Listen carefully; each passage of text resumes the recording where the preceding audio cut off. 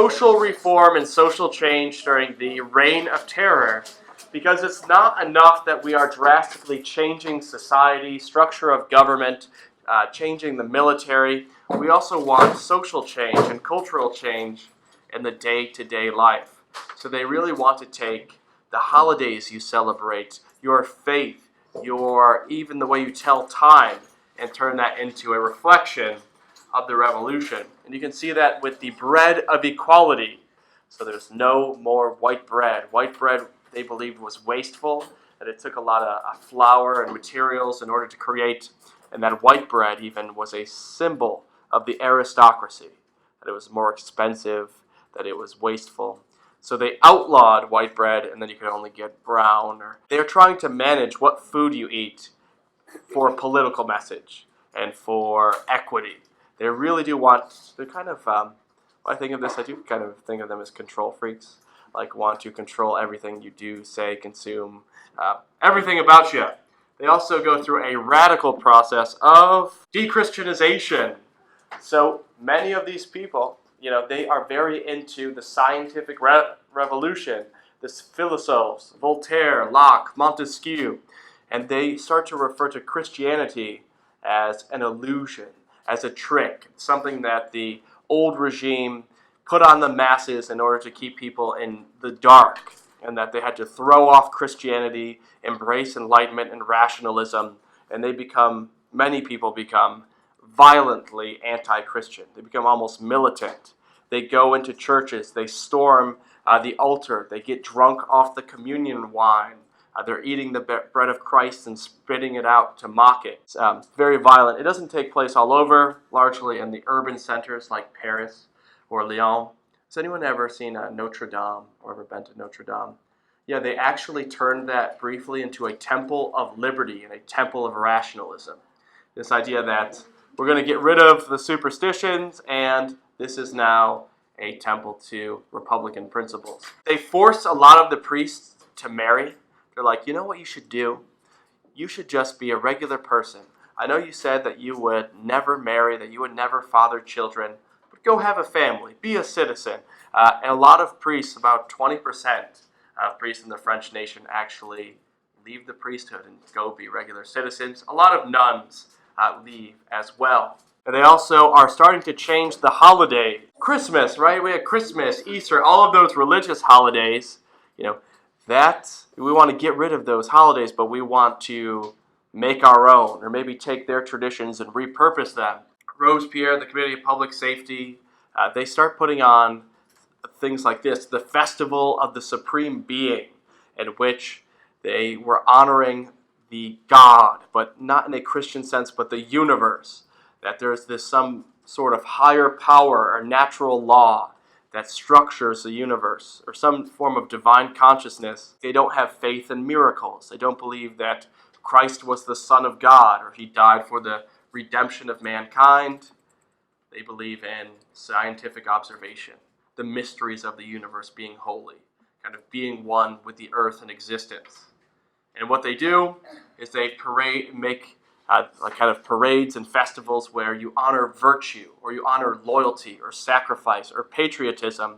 Oftentimes they would have gods or goddesses of liberty, and they would actually take the statue of the Virgin Mary and just redress her. They'd put a liberty cap on her. They might put a French Revolution cockade around her and parade her around. Do you guys know that the French, they have a big Carnival season, where we get Mardi Gras from in Louisiana, where they have all these celebrations and there's costumes and it's very elaborate. One of the things they do is they choose the prettiest girl from the village, and they turn her into the goddess of liberty, and they dress her up and they parade her around on their shoulders, which is interesting. So they're taking a lot of the French folk customs and de-Christianizing them and trying to repurpose them into kind of Republican revolutionary ideology.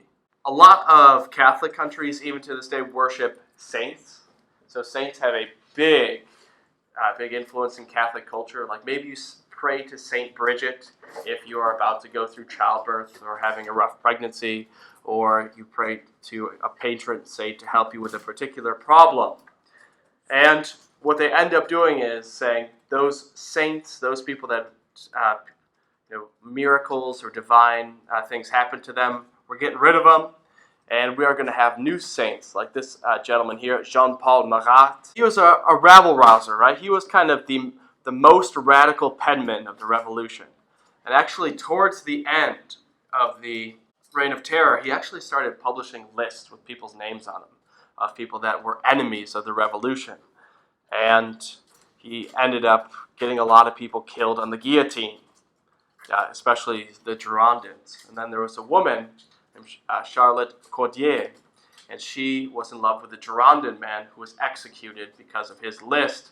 And he was in the bathtub one night, and she walked up and stabbed him to death in the tub. So we're not just changing the government, the landholding structures of your religion, it's also time to change time itself.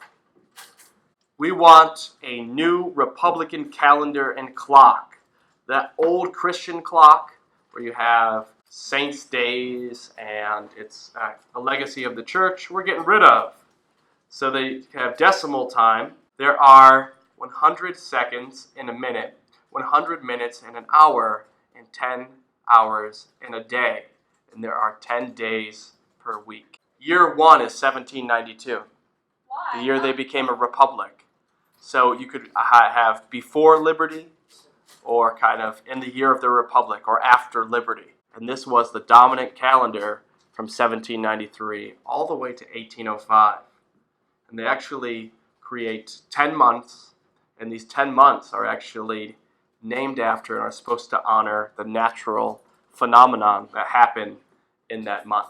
So mid-March to mid-April, germinal, you have kind of early spring, things are starting to bud, things are really nice. You might have other ones named after the budding of the flowers, or the coming of winter, or like Thermidor, which is July. It's supposed to be really hot, like a thermos. They also create the metric system. You're welcome. So this is when the metric system becomes popular and widespread, in which you have kilos, hectos, everything's based off 10, decimeter, centimeter, millimeter, all of that fun stuff. Note that there are more and more political purges with the right wing gone and a lot of the moderates kind of silenced. You really have the Jacobins that destroy each other at the end of the Reign of Terror. You have the Hébertists, or the Herbertists. They're too radical. These are people that actually wanted to step up the Reign of Terror. Not enough heads are rolling. We need to execute people, find more enemies of the revolution, and bring them to justice. And for that, they were actually all executed themselves. They're rounded up, and they're killed. The Dantonistas from Georges Danton, they are also put on the chopping block. They had the gall to question the Reign of Terror. They said, we should stop this. This is a little too much. Cool it with this Reign of Terror. And what ends up happening is, well, if you're questioning it, you must have something to hide, so they're killed. And all of these factions are warring for control of the Republic. And eventually what goes around comes around and chops your head off. So Robespierre, right? He's the one who was kind of pointing the finger, saying, this person's going to die, this person's going to die. His faction was leading for a long time. But if you execute enough people, you make a lot of enemies. You kill one person, now you have 10 enemies, all of their family and their friends and the people that they loved. And there's this Thermidor reaction, or the Thermidor response. This group of nobles and other delegates that become anti-Robespierre. A lot of these people actually engaged in the terror themselves. However, they were just anti-Robespierre. And in the month of Thermidor, which is in July, so it's hot like a thermos, they end up voting to kind of stop the terror, to put the guillotines away or lessen them. And what eventually happens is they're going to create a new government called the Directory. A new style, new constitution eventually will be made, and they decide to execute Robespierre. Robespierre, interestingly, Before he was killed, it's believed that he tried to kill himself, shot himself in the head, but kind of dislodged his jaw instead of finishing the job. And he spent the last few hours just bleeding and holding his jaw before they eventually cut off his head.